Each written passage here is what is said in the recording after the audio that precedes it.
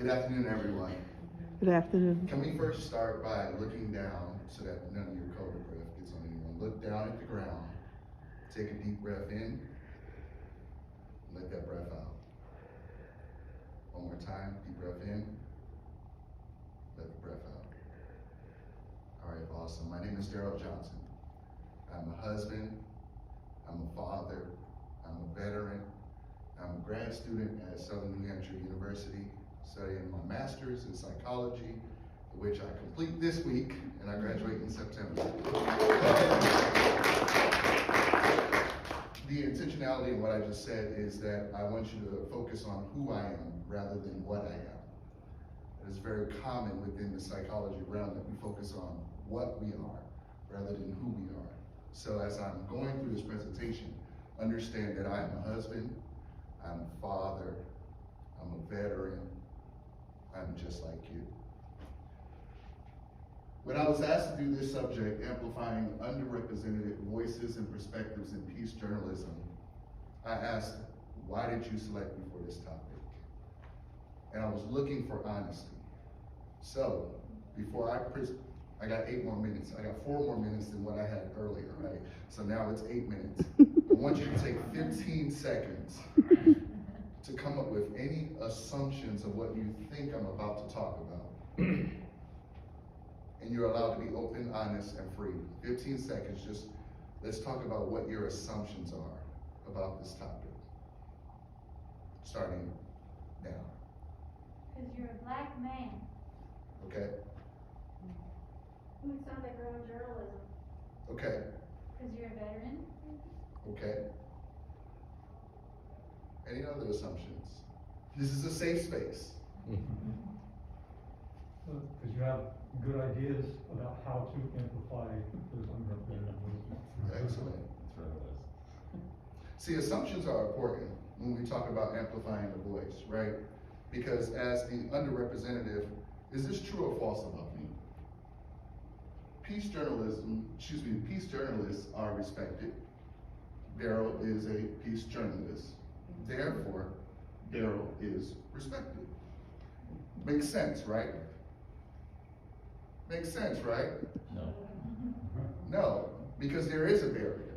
It should make sense that if we are all equal people on equal playing fields, that if I am an underrepresented person, but yet I am a peace journalist, and they are respected, therefore I should be respected, correct? Okay. So the how. How might we, now I'm putting on my IBM design thinking hat, I'm certified by IBM as a design thinker. How might we amplify the voice and perspectives of the underrepresented? There's only one word up here, underrepresented. Underrepresented is not an ethnicity, gender, sexuality, or social economic status thing. By definition, underrepresented is someone who is inadequately represented. So I'm not the only one in the room that is underrepresented. If you have any opinion or thought process or theory of mind or concept that is different from someone else and you are not adequately represented, you, my friend, are also part of the underrepresented crowd. It is not because I am black that I am underrepresented. It is because my voice is inadequately represented in peace journalism. Narrative suppression reduces the voices of the underrepresented. When I begin to talk about things that may be controversial, that may cause pain, infliction, harm, because it's not liked or desired, something happens, and it's called narrative suppression. We need to suppress this narrative. Another thing that occurs is, as we are presented with a narrative, we try and make sense of it, even when we can't make sense of it. Now here's the educational part of my whole slide. All the rest of that you can just throw out.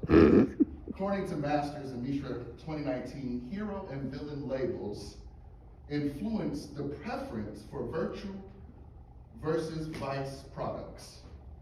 Basically, what you see is exactly what you hear. So if you see an underrepresented person sitting here talking to you, that is all you're communicating in your mind, that you're hearing someone who's underrepresented. The value system that you put in what I'm saying is subjected to virtue versus vice. Is this good for me? Is it not? He's underrepresented. Probably don't need to hear what he has to say. So the what? We talked about the how, now the what. It's simple, y'all. Respect the narrative. How do you amplify the voice of the underrepresented? Just respect the narrative. Respect the fact that someone else's reality is different from yours, and your logic cannot compute that reality. And in that, be the intelligent person that you are and want to know more about that reality. So that as mental health professionals, we can all care about mental health inclusively. Is that awesome? Is it awesome? Yeah, let's do it, okay? Thank you so much. That's my time for today. I hope that you learned something. Thank you.